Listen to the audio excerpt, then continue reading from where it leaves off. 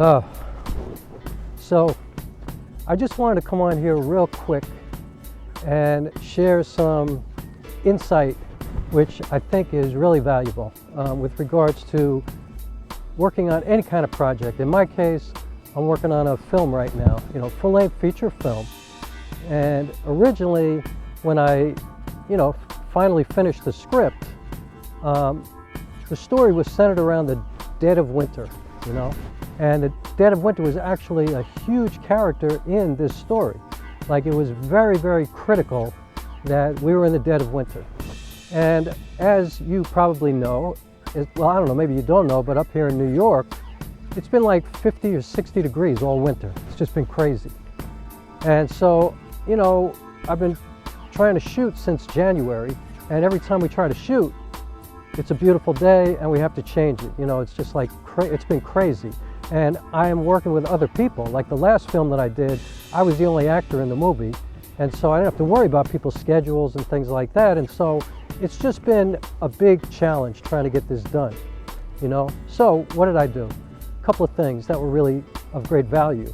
The first thing I did was change the script, because I realized, I don't have the kind of budget to like go to, Vancouver or something like that, or Utah, and, go to where the weather is. Like, I can't do that. And so I changed the script so that I am no longer a slave to the weather. That was the first thing I did. Second thing I did was continue to write, because as I was changing the script, the story was evolving in my head. My life was changing. It's a very personal story, and it's a story about not only, it's like the third part of a trilogy. It's the final part of a 15-year journey that I've been on of creating work. My first play that I closed in 2012 was Broke Wide Open, and I started that project in 2006. So that was about my very, very ambivalent search for my biological mother. 6 years of my life until we finally opened off Broadway. We had a great run. It was amazing. It was the most beautiful experience of my life.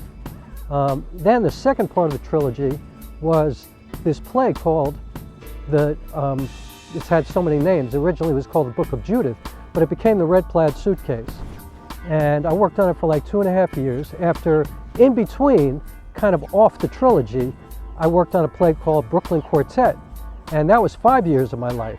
And that was an amazing experience. It was about white privilege and racism and gentrification. It was based on the Sean Bell shooting in 2006 at the hands of New York City police officers. And that was an amazing experience. It brought me close to the Bell family, to Sean Bell's mom and dad. Probably the greatest honor of my life was working on that project for 5 years. Again, I got to perform it all over the place. It was amazing. But then I got back to my trilogy. I wrote the second part, which was about my biological mother, whose family actually found me. And I learned about the actual real person. Like, I found her obituary, because yes, spoiler, she died, but it was about her, and also my relationship with my adoptive parents and my fostering and stuff like that. Now this third part of the trilogy, so anyway, that play, The Red Plaid Suitcase, it never got to open because it was supposed to open on June 12th of 2020. Pandemic, canceled, shut down the whole project. Like I've never performed that play, so this brand new play feels like an old play to me now. But that's what I transformed into a film. I took The Red Plaid Suitcase and I wrote a screenplay based on that story, and that became The Center of Distance. And The Center of Distance was my first film. It became an award-winning film. You can go see it if you want. And, that, like I said, was about my biological mother. So now, the third and final part of this trilogy, 15 years in, is about my biological father. But it's also a story about suicide, because I don't know if you know, but I read somewhere that adoptees are 4 times more likely to commit suicide than anybody else. And I lost quite a few people who took their own lives during the pandemic and also before the pandemic. So I'm honoring them in this film. I'm writing about mental illness, but I'm also writing about my biological father and my journey. And I'm actually writing about this trilogy in this last part of the trilogy. Like, I'm writing about the 15 years of my searching, of dedicating my entire life to this project, to this work, and how it affected my life, my personal life, you know, how it affected everything, my relationships especially, my living circumstance. Like, I have been consumed with searching and exploring and, you know, identity issues and things like that. And so this is the final part. So that gives you a background of what it is that I'm working with. And so, yeah, I've been reworking the script because, like I said, in my real life, things have been changing, you know?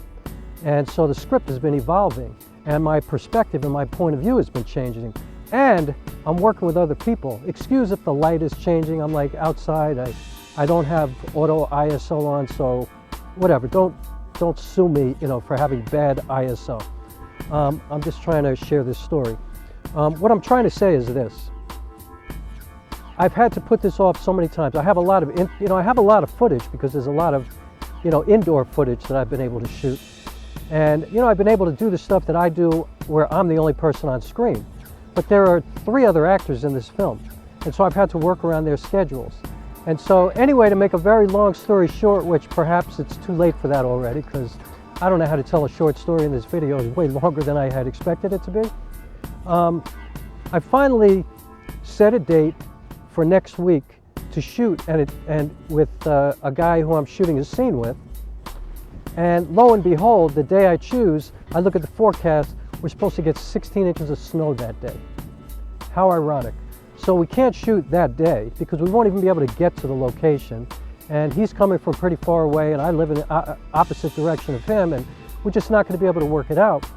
But the good thing is, and the kind of amazing thing how the universe works sometimes, is that now I scheduled us the following week, and it looks like the long-term forecast is going to be that it's going to get a little bit warmer and we're going to have snow on the ground. So it's still going to look like winter. And so I'm going to kind of get what I want, even though the script no longer is a slave to the weather, like I said, or the season even. But it's just going to work out really, really well. And so, you know, you just continue to work on it, and sometimes things just fall into place. I'm going to be able to get 4 crucial shots that I need to get with other people where there's going to be snow on the ground. I mean, we're getting 16 inches, so I don't care what the weather's like for the following couple of weeks. There's going to be snow on the ground. You know, even if it's, you know, 60 degrees, it's not going to completely melt until we're deep into spring, because that's just the way it is in New York. The other thing I want to share is this. I've been shooting every single day, right? I've been practicing, I've been testing, because I've been consumed, and I use that word again, but I am often consumed about my work, meaning always. And so I've been consumed with whether or not I should use my 28mm Minolta lens or my 50mm Minolta lens for the bulk of this shooting. Because, you know, I can get similar perspectives from both lenses, but they're very different. You know, they look very different. The compression, the way they deal with people's faces, the way they deal with the background, like, you know, even though you can get the same frame, it's going to look different. You know, there's a different character to it. And if you get really involved with that, it can screw you up. And so I made a decision which lens is better for what I want to do. But what I'm also noticing is that because I've been shooting every single day, and I mean, I never go anywhere without my camera. No matter what I'm doing out here in the world, I am shooting every day at some point. I am shooting and I'm editing every day. I'm on the computer, I'm learning more and more about DaVinci Resolve. I'm learning more and more about this camera, the Lumix S5, you know, the Panasonic S5, and the, you know, the intricacies of these lenses. Now, right now, I'm using the Sigma 28 to 70 f2.8, which is an autofocus lens. And I'm using it because I wanted to see what it looks like at 35mm, because I don't have a 35mm prime lens. And so what I personally like is I like the character of my Minolta vintage lenses. But some of you might look at this and go, this looks great. And I'm sure it does look great, you know, it does look great. It's an amazing lens, but it looks different. And so for me, for my sensibility, I'm going to go with my old vintage lenses, all autofocus. And you know, so I'm just saying, no matter what happens, no matter what gets you off schedule, no matter what pushes things aside, no matter what frustrates you and kind of, you know, gets in the way of your planning, don't let it stop you. Use that time constructively. Use that time to continue to grow and continue to learn. It's like when you get rejected from a gig or a grant or whatever, you know, you don't get an audition. You know, you better be better. You better be a better actor, a better artist, a better filmmaker, a better plumber, whatever you're trying to get with. You better be better the next time it comes around. In other words, keep working, keep growing, keep evolving. That's the most important thing. You know, we get to live one time, that's it. And the most important thing we can understand is that nothing is guaranteed, nothing. Tomorrow is not guaranteed. The gig that you think you deserve is not guaranteed.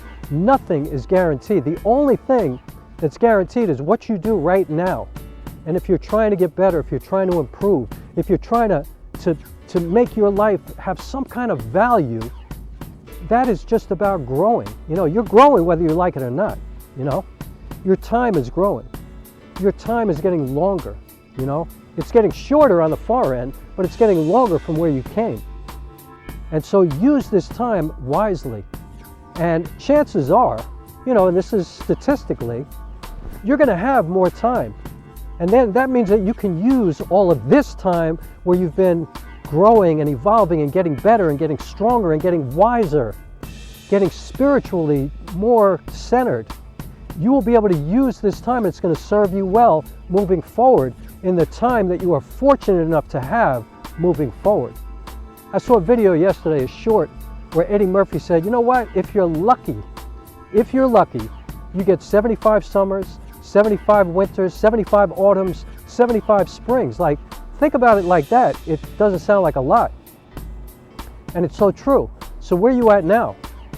I'm thinking most people watching this video are probably more than halfway past that. And if not, easily a third of the way past. Think about that. You've gone from 75 to like 25 or 45, 40, you know, 35, 38, whatever. Those numbers dwindle, you know, so use the time wisely. So I guess to tie everything together in this video, I'm so grateful for all the obstructions that have come my way during this process, because I am such a better filmmaker now than I was even a month ago. I mean, I am better at everything, at shooting. I've learned how to deal with light much better. My sound is together. Like, the story is so much better. Like, I'm writing every single day. The story, like I was writing the other night and I was sitting in my apartment sobbing, weeping, because I was so excited because, and this is what I'll end with. I watched a series on HBO last year called Station 11. And I highly recommend it if you're a filmmaker or any kind of storyteller, because the storytelling in that show is off the charts, off the charts. And there's a moment that happens in the final episode that is, in my opinion, perhaps the most beautiful moment in the history of cinema. It's right up there with all of the most beautiful endings, the most beautiful moments, the most beautiful conclusions.